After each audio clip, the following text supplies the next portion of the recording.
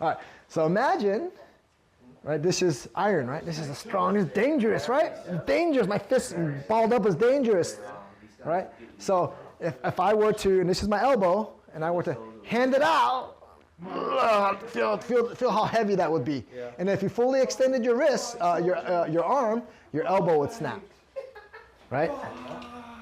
So, right, it's heavy.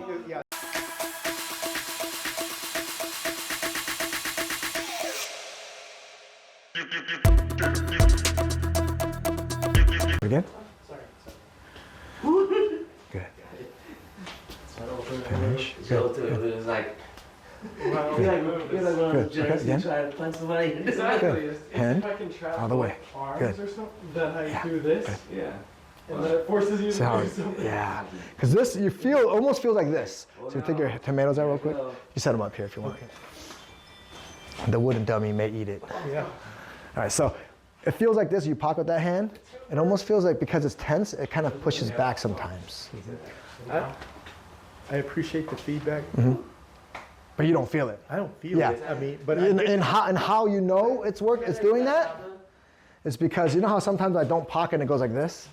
Yeah. That's because it's doing. That's why I pull it away, because I want you to see that it's going out.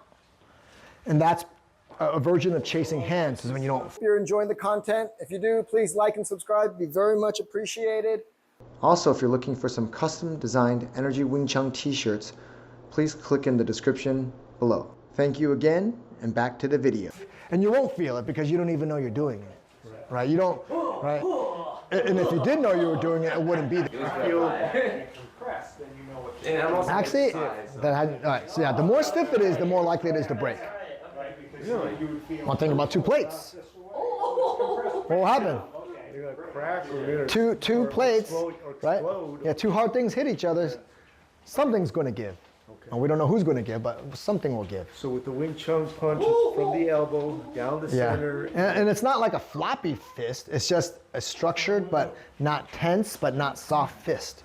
Because it has to, again, have that ability to absorb some of that incoming pressure or that solidness, okay? And so that we're hitting with bone, right? But if someone were to stop my punch coming in, they could push it back. Just like if you throw a punch like this, someone can easily take it offline. It's like I throw a punch, you take it offline. It's going to do that. It's how it should look. Even if I throw this, you push it offline, it's going to do that, right? I'm trying to punch your face. That's what it's going to look like. If I throw a straight punch, it's the same thing, because all the power. So theirs is like an arrow too, but the problem is that the front is too stiff. So right? Because it's not. So that's why when you punch, if you have it lined up with your bones, you're hitting with bone structure, right? And so when we're doing the holds, that's why we're doing the holds. It's not just to torture you, right? But when you do the holds, the pressure, right? If it wasn't strong in the wrist, what would happen? It would bend and you would hurt your wrist. So what we're doing is creating the structure, this alignment with your forearm on the ground, and you get used to that. And then when you do that for long periods of time, you don't need to tense it, right? If you try to tense it and do that, it'll be even harder to do the holds. So you want to align it and use it. When I hit, it's aligned, right? But if you feel it, you can feel it. Move it around. See, it still kind of has this kind of bend it. Like yours feels like this. And you bend it like you bend it sideways like this, right? Yours feels like this, and then you let go. Mine is, this is my natural punch. Now bend it. It kind of bends. Yeah. But I would hit you with that because it naturally will align. Once you get long periods of time on your knuckles, see how it aligns? Like if you do the holds and they weren't aligned, what would happen? If you were just slightly off, this would. So it aligns. That's what we're doing. When we're on the ground, we're aligning it. We're stacking literally our wrist on top of our fist, but that's it. I'm not using that wrist to do anything. I'm just stacking it to hold. So over time, it builds this structure, yet it's relaxed. Boom. Okay? Not tense. If I do tension, then if you think about how much energy am I using to even do that? A little bit, to some extent, right? If I use that energy, then it's stiff. So if I'm using, what's making it stiff? My energy, right? I'm holding it. So that means that if right, we can think of it as a battery, okay? We can only throw, if I throw a punch, the most I could throw is 100% of power. right? 100% of power. And so if I start to tense it, okay, that means that the 100% is now not 100% of power that I'm hitting into you. I have to use some of that power to control and tighten my fist. I don't know how much, say 5%, 10%? I don't know, I'm just guessing. And then, so even if I were to hit you properly, that means that I can only give you 90% of my battery power when I want to give you 100. Okay, so if I don't use that much energy, maybe I'm using 1% to do this. Relatively relaxed. So I hit you with 99%. Better than 90, 95? Yes. Right? And because there's no friction involved, I can now release my pressure into you. Okay? Whereas here, I'm just kind of hitting the surface. Right? So that's why they'll say, oh, punch behind. If I punch behind with that and just assume that I'm punching through something, that's hard. So you're hitting something hard or something hard, I'm not saying I'm punching you down on your face, right? Skull hard? Very hard. So eventually it's hard against hard, right? I land hard against hard, bone against bone, and with tension, even more. Now you have potentially problems, right? You break a fist, then now you're down a weapon, right? So you don't want it. You know, it's hard.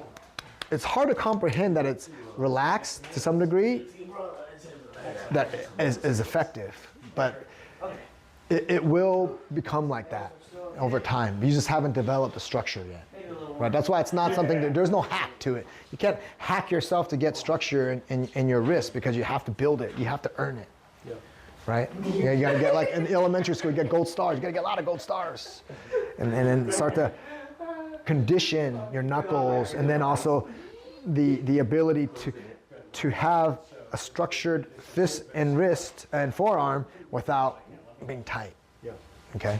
Because you want that to be relaxed through the air, right? So as you throw it through the air, and then now by having it relaxed, you can fully extend, and it won't pop won't hyperextend. Because if you're throwing with your elbow and there's no weight here, then it's not going to get. The only reason why it starts to feel like it overextends is when this is heavy and you throw it out and it kind of bounces a little bit, then you feel that come down. But if it's not heavy and you're just handing it, it's like my what's my sledgehammer? Where's that kung fu one? Like grabbing or one on my hand or something? Well, just over here. Oh, that's tough. Not that. There's a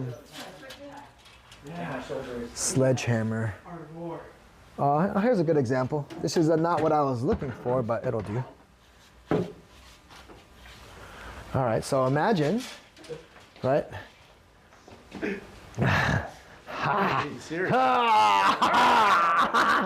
right, so imagine, right? This is iron, right? This is strong, it's dangerous, right? It's dangerous. My fist balled up is dangerous, right?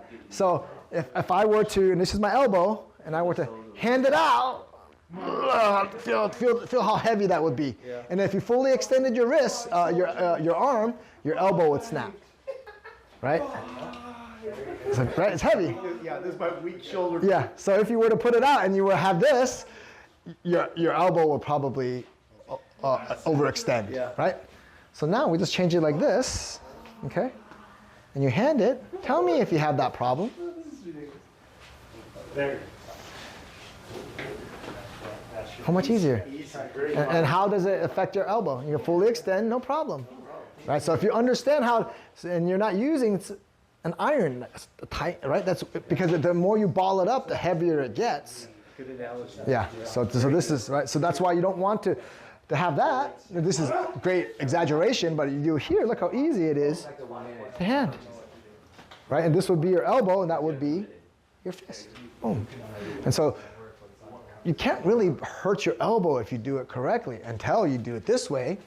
Then your hand, because the weight is pulling down on that elbow when you're fully. That's why you don't want to do it that way. Exactly. Right? Okay.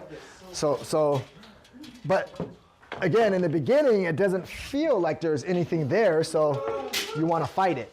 So you just have to hand it with, goes, hand again. And then you look, already your punches are no longer, you're starting to start again, relax. Yeah, just let it go. We're starting to relax. Yeah, that's it. See how there it's chasing? So yes, it feels better, but you're still chasing. So, but it doesn't feel as bad as before because you don't have the extra. Just make sure you finish. His hand, like, nice and slow. That's it. And try to relax. Otherwise, you're gonna hurt your elbow. Yeah. And remember, softer. I mean, weaker wrist still has tension. Yeah, yeah. My turn. Yeah. That's it. That's it. See how you still. Yeah. Don't. Right. You want to punch me. If I don't block it, you want to hit me in the face, right? Right. Yeah, that's it. Right now. Yeah, better. Right? And so this is a big thing, a problem with that. Like when you start to eliminate that, then it starts to become easier to control. Right? It's just like that pick. If you put it out and it's heavy, and I go like this, like I chase hands, isn't that really hard to? Like you have to use a lot more energy, it's strength.